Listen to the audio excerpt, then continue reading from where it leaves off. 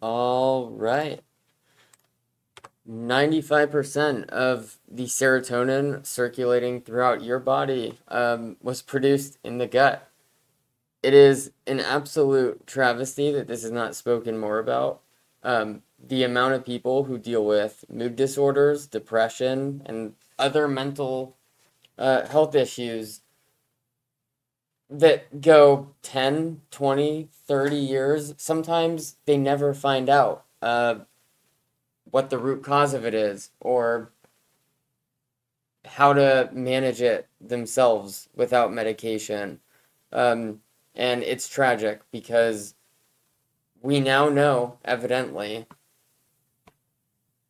uh, according to many studies, I have one pulled up right here, that there's a causation between what you're putting in yourself and how you feel. It's not up for interpretation at this point. If you're someone who has always felt a little bit sad, depressed, you never really knew why, I'm not saying this is why, but it's one thing to consider, one additional thing.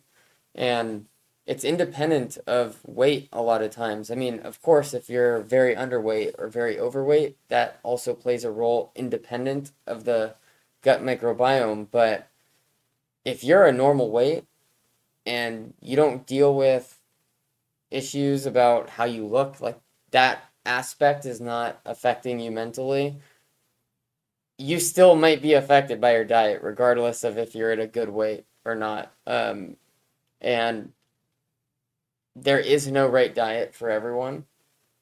Our bodies are so complex, individualistic. I mean, genetics plays such a role, you know? If someone tells you they felt so good off eating just meat, and another person says, meat? Oh, I'm good with just carbs.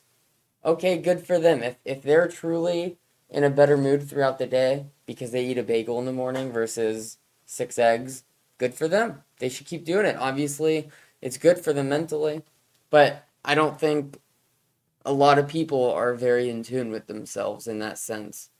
Um, it's time we start to bring this conversation like into the forefront of mental health ones because food really is a drug. You do go through withdrawals if you change your diet uh, for a week. You could eat the same amount of calories, not lose a single gram of fat, okay? But just change the composition of what you're eating, and your body will go through with withdrawals effectively. Um, and I'll probably make a video later on about how to experiment with diet to try to find exactly what's right for you as a person. I'm not a dietitian or I don't work in the medical field, but this has been a huge passion of mine for years, since middle school probably. Um, and I've taken a lot of time to become in tune with what works for my body, and I'm very sensitive to external changes, and I've helped other people as well kind of find their groove, so to speak. Um, I'll stop talking about my anecdotes. Let's just scroll down this real quick. I just want to read a little section and then I'll wrap this up. But the uh, medical article journal this is from NCBI. The Gut Brain Axis Influence of Microbiota on Mood and Mental Health by Jeremy Appleton. So we'll just scroll down. I just want to hit the inflammation, depression, and the microbiome. I'll pick a few sentences out of here. Studies from animal models conducted by independent research groups have corroborated findings of gut dysbiosis, that means an imbalance, in its relation to monoamine disruptions seen in clinical depression, connecting gut microbiome with mood. In addition, intestinal permeability defects are thought to underlie the chronic low-grade inflammation observed in stress-related psychiatric disorders. Okay. He also says gut microbiota are well known to support tight junction integrity between enterocytes It should therefore come as no surprise that dysbiosis, imbalance, and associated increases in intestinal permeability are now recognized features of rheumatoid arthritis, Alzheimer's, asthma, autism, and other systemic conditions, both inflammatory and otherwise.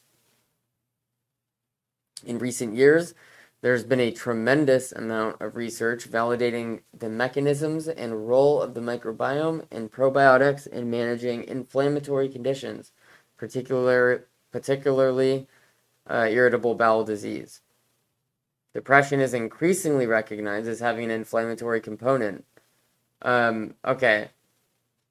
I'll just translate all that, okay? To an extent that I can. Inflammation has been shown to be a factor in causing depression and a lot of other mental health issues.